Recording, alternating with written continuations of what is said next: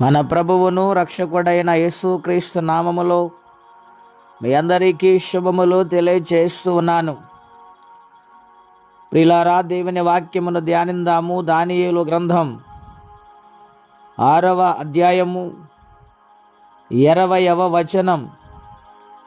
అతడు గుహ దగ్గరకు రాగానే దుఃఖస్వరముతో దానియేలును పిలిచి, జీవము గల దేవుని సేవకుడవైన దానియేలు, నిత్యము నీవు సేవించుచున్న నీ దేవుడు నిన్ను రక్షింపగలిగనా అని అతనిని అడిగాను. అందుకు దానియేలు, రాజు చిరకాలము జీవించునుగాక, నేను నా దేవుని దృష్టికి నిర్దోషినిగా కనబడితిని గనుక ఆయన తన దూతనంపించి సింహములు నాకు ఏ హాని చేయకుండా వాటి నోళ్లు మూయించెను. రాజా, నీ దృష్టికి నేను నేరము చేసిన వాడును కానుగదా.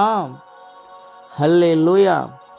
ప్రియ స్నేహితులారా, దేవుని సన్నిధిని ఆరాధిస్తున్న యథార్థ హృదయముతో నడుస్తున్న దానియేలుకు శోధన వచ్చింది. రాజదర్బారులో ఉన్నతమైన స్థానములు ఆయన ఉన్నారు. ఆయన మీద అసూయపరులు ఎంతోమంది ఉన్నారు. ఆయన అభివృద్ధిని చూడలేక రాజుకు సలహాలు ఇస్తూ ఉంటే, రాజు ప్రేమిస్తుంటే వారి ముఖములు చిన్నబోయి అసూయతో ఈ విధము చేతనైనా ఆయనను చంపాలని ఆలోచన చేశారు. దీవించబడిన వారిని చూసి అసూయపడవద్దండి. ఎందుచేతననగా దేవుడు వారిని దీవించారు. దేవునికి స్తోత్రం చెప్పేవారిగా ఉండాలి. మనల్ని కూడా దేవుడు దీవిస్తారని అనుకున్నప్పుడు ఖచ్చితంగా దేవుడు కార్యం చేస్తారండి.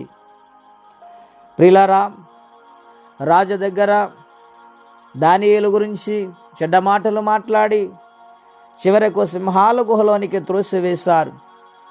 రాజు నిద్ర పట్టలేదు, వేదన చెందుతున్నాడు. దానియేలు తంటూ ఉన్నాడు సింహాల గుహలోకి వెళ్ళక ముందు. దానియేలు, నిత్యము నువ్వు సేవించుచున్న దేవుడున్నారు, ఆయనే నిన్ను రక్షిస్తారని రాజు మాట్లాడుతూ ఉన్నాడు. అవును ప్రియులారా, నిత్యము సేవించుచున్న దేవుడు రక్షించగల సమర్థుడని ఒక కన్నుడైన రాజుకు తెలిసింది. దానియేలును గూర్చి చింతిస్తూ ఉన్నాడు. ఆయన సింహాల గుహలోనికి వేసినప్పుడు రాజు మనసు మారిపోద్దేమని రాజముద్రలు వేయించి ఆయనను దానియేలు సింహపు గుహలోనికి వెళ్ళినప్పుడు ప్రార్థనతో తన యొక్క ఆ గుహలో ప్రారంభించాడు ప్రియులారా తన పనిని. సింహాలన్నీ చుట్టూ కూర్చున్నాయి. దానియేలు ప్రార్థన చేస్తూ ఉన్నాడు. మన దేవుడు భూమి ఆకాశంలో సృజించిన దేవుడు, బలశాలి, అద్వితీయ సత్యదేవుడు గనుక తన బిడ్డ శ్రమలో ఉన్నప్పుడు ఆయన ఉండలేకపోయాడు. తన దూతను పంపించి దానియేలుకు కాపుదలగా ఉంచారు. ప్రియులారా, ఎదుర్కోలేని శ్రమలు, తట్టుకోలేని కృంగిదల వచ్చినప్పుడు మనుషుల వైపు కాదు కానీ దేవుని వైపు చూడగలిగితే దేవుడు న్యాయము చేస్తాడు. అంత గొప్ప దేవుడు మనకున్నాడు. చివరిగా దానియేలును దేవుడు బయటకు తీసుకుని వచ్చారు. రాజు సంతోషించాడు. మన జీవితాల్లో కూడా అటువంటి గొప్ప కార్యములు చూడాలంటే ప్రభు మీద నమ్మకంగా ఆనుకునే వారిగా ఉండాలి. ప్రార్థన. పరిశుద్ధుడైన తండ్రి, ఘనమైన మీ నామం కొరకై స్తోత్రములు. బిడ్డలందరినీ ఆశీర్వదించండి.